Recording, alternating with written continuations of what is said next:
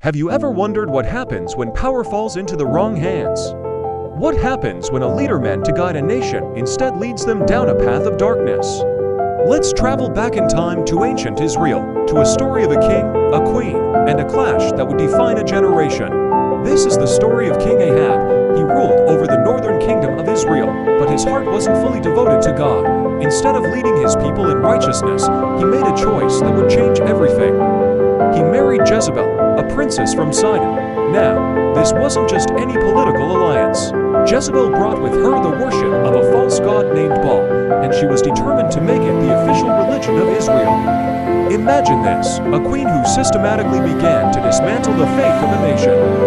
She ordered the prophets of God to be hunted down and eliminated. In their place, she promoted hundreds of her own prophets of Baal and Asherah, who were even fed from the royal table. The land became filled with idol worship, high places, and altars dedicated to Baal. King Ahab, influenced by his powerful wife, not only allowed this, but actively participated. He even built a grand temple for Baal right in the heart of Samaria, the capital city. It was a dark time for Israel. The people were confused, torn between their heritage and the new state-sponsored religion. But God never leaves his people without a witness. Into this spiritual darkness stepped a man of unshakable faith, Elijah the prophet. He was fearless, a lone voice crying out in the wilderness.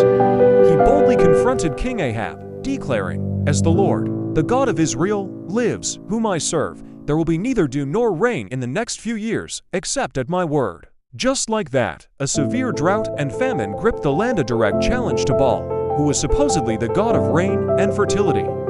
For 3 long years, the skies were shut, and the land grew barren.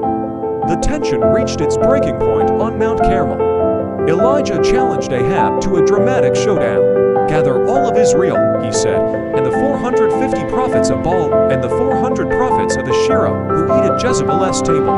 On the mountain, Elijah stood before the crowd and asked a piercing question. "How long will you waver between 2 opinions? If the Lord is God, follow him. But if Baal is God, follow him." The people were silent, so Elijah proposed a test. 2 bulls, 2 altars. The prophets of Baal would call on their God, and Elijah would call on the Lord, the God who answered by fire. He is the one true God. The prophets of Baal cried out from morning till noon, dancing, shouting, and even cutting themselves, but there was no answer. Nothing. Then it was Elijah's turn.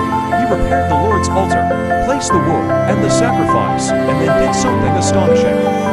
He had them drench it all with water, not once, not twice, but 3 times, until the trench around the altar was completely full. Then Elijah prayed a simple, powerful prayer. "Lord, the God of Abraham, Isaac, and Israel, let it be known today that you are God in Israel, and that I am your servant." Immediately, fire fell from heaven. It consumed the sacrifice, the wood, the stones, and the soil, and even licked up the water in the trench. When the people saw it, they fell on their faces and cried, "The Lord, He is God! The Lord, He is God!" That day, faith was restored, and soon after, the rains returned, ending the famine. But the story doesn't end there. When Jezebel heard what happened, she was furious and vowed to kill Elijah.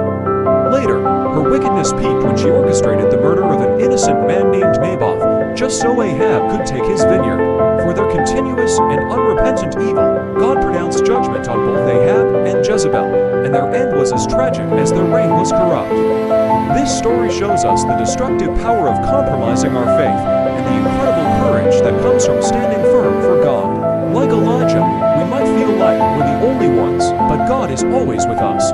He is greater than any challenge we face. The story of Ahab and Jezebel isn't just history, it's a mirror. It asks us, who or what sits on the throne of our hearts? Are we wavering between 2 opinions? God is calling you today, not with fire from the sky, but with the quiet, loving voice of His Son, Jesus. He came to rescue us, to forgive us, and to give us a new life. He is the one true God who loves you. If you feel lost or torn, just open your heart to Him. Say, "Jesus, I believe you are the Son of God. Forgive me and be the Lord of my life." It's a simple prayer that changes everything. No matter where you are in your journey, remember that your choice matters. Choose life, choose truth, choose God. Thank you for watching. If this story touched you, please like, share, and subscribe for more.